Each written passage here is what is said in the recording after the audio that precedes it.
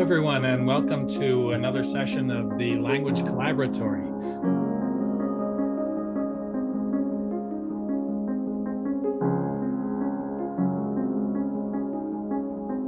My name is Dan Sonneson. I'm the director of the Language Center at the University of Minnesota. And I'm happy to welcome you here to our event today. The Language Collaboratory is a partnership for the advancement of intercollegiate dialogue on the teaching of languages and cultures, driven by language centers and institutes at the University of Iowa, the University of Michigan, the University of Minnesota, Michigan State University, and the University of Wisconsin-Madison. Our aim is to provide collaborative professional learning opportunities for educators of language, culture, and literature. Our series this spring aims at furthering conversations that help uncover the complexities of striking a balance on professional, academic, and personal goals to achieve the well-being of instructors and students of languages.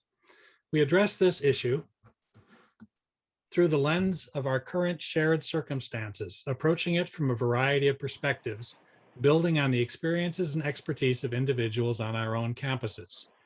We aim to share insights and to encourage interinstitutional dialogue, bridging the institutional distance and fostering a collaborative interchange of ideas.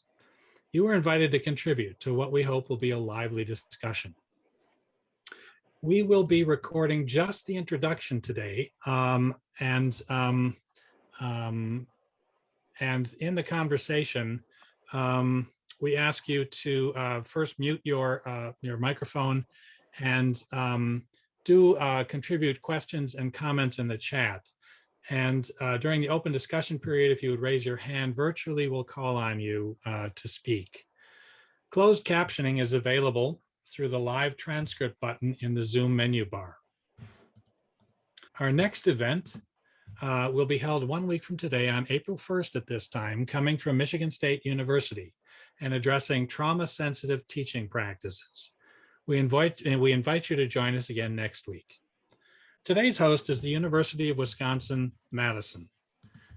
I will now turn the discussion over to Jeanne Martin, Associate Director of Language Institute at the University of Wisconsin-Madison, to introduce our guest speaker and to begin the discussion.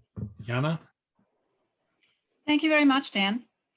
It is my great pleasure to now introduce my colleague, Jeanne Schueller, today's Language Collaboratory discussant.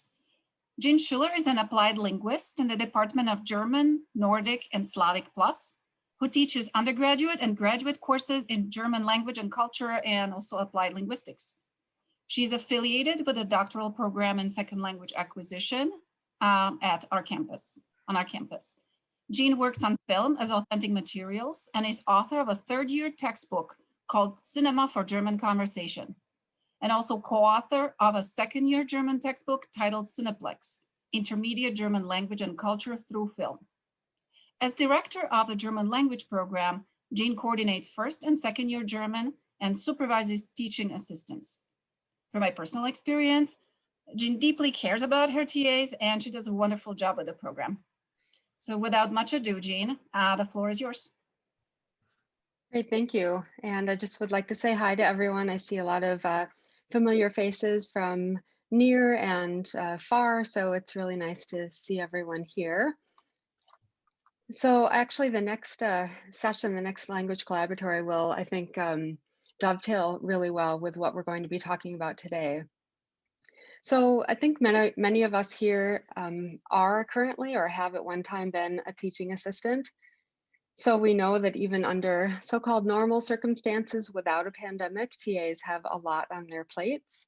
They take courses, conduct research, engage in professional development activities, and prepare for the job market while teaching classes that require high-impact pedagogical practices.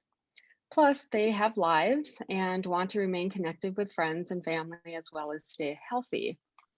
For the past year, TAs, like many of us, have been expected to learn new technologies for teaching remotely, establish a social and teacher presence in their remote classes, foster meaningful relationships with and among students, be aware of their students' emotional needs and mental states, work with students who require accommodations, and teach with compassion, all while helping students achieve course goals and learning outcomes. So it's no wonder that TAs are facing burnout and fatigue. I think it's also important for us to remember that the pandemic is an ongoing traumatic event. And I attended a workshop last month on trauma responsive teaching and learned that there is no so-called normal response to an abnormal event, and that the body and brain cope with trauma in different ways, both conscious and unconscious, and that trauma can manifest as brain fog, withdrawal and isolation, disengagement, depression, procrastination, and inability to focus, difficulty managing time, lack of motivation, among other physical, mental, and emotional challenges. So in today's discussion, we will hear from graduate students who will share their experiences as language TAs during the pandemic. I asked them to talk informally about what causes them stress and anxiety, as well as any strategies that help them cope. By listening to TAs, I hope that we can all gain a better understanding of what they are going through and find out how to support them now and after the pandemic, because I think we all know that things won't just go back to normal. I don't necessarily have all the answers. I'm not sure I have a lot of answers, but I really just wanted to provide a safe space for TAs to voice their concerns and share what they're experiencing.